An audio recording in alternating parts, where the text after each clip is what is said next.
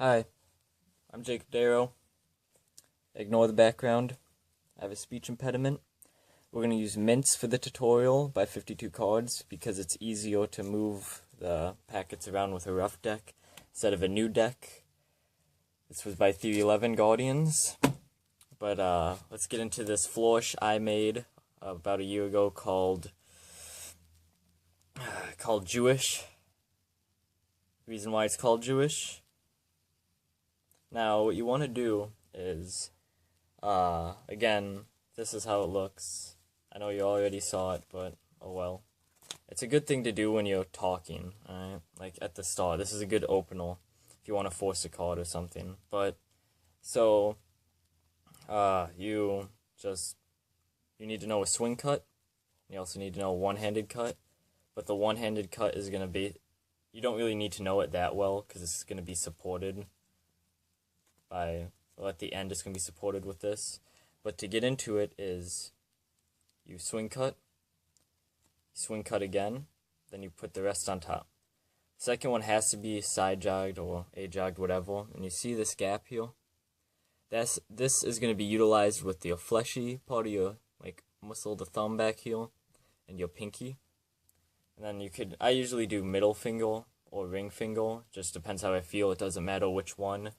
Whichever's comfortable, you bring it over, and then you flip it, and then you spin it one more time. You're basically doing a whole 180 degree, not 180, 360. It's flashy, that's why. And you still have this gap with your pinky. Then what you want to do is you want to have your thumb grab it, so you're in this position now, and then we're back with the one-handed cut, except being supported.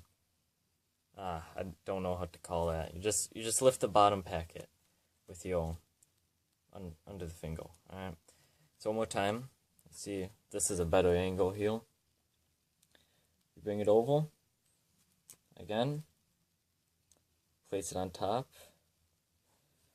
Have the gap here between your thumb and your pinky. I need better lighting. You bring this over.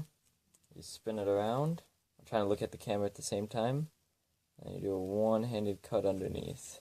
Maybe it'd be easier if I just do it, So we go 1, 2, 3, 4. Your thumb, what I should say is your thumb heel, kind of helps keep the packet separated.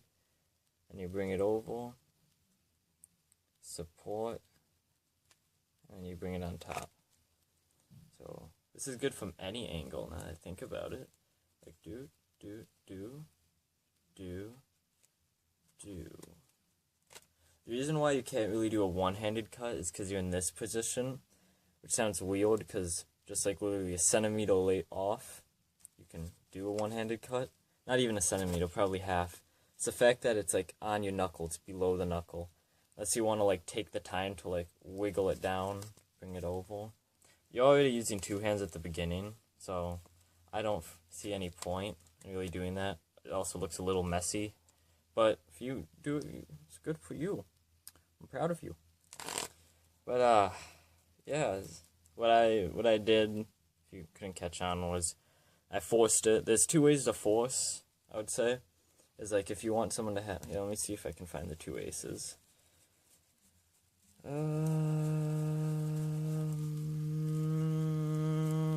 One ace. Don't know why I did that. So there's two ways you could force it. This is really good, not oh, look what I can do. Now let's get on the trick. See, I just cut it. It's more of an offbeat kind of thing. Where you go into it, and then you're doing it. And then you're here, let me show you a trick. And whoa, that was cool. You just cut the deck.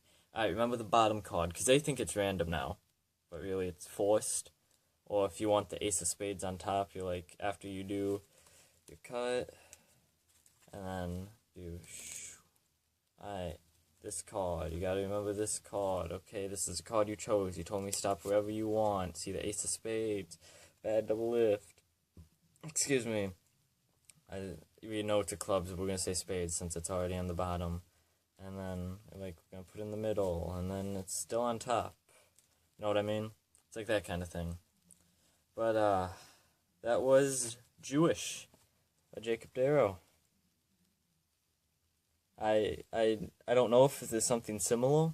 The only other false cut I know is, I guess what inspired me to do it is this one false cut by, I think, Miss Meg or something, where it's like this. I guess that was an inspiration because I used that for a while. And then a fancy cut I knew was where you did this, something like that. I guess that's also an inspiration. But I knew those like before I started doing this.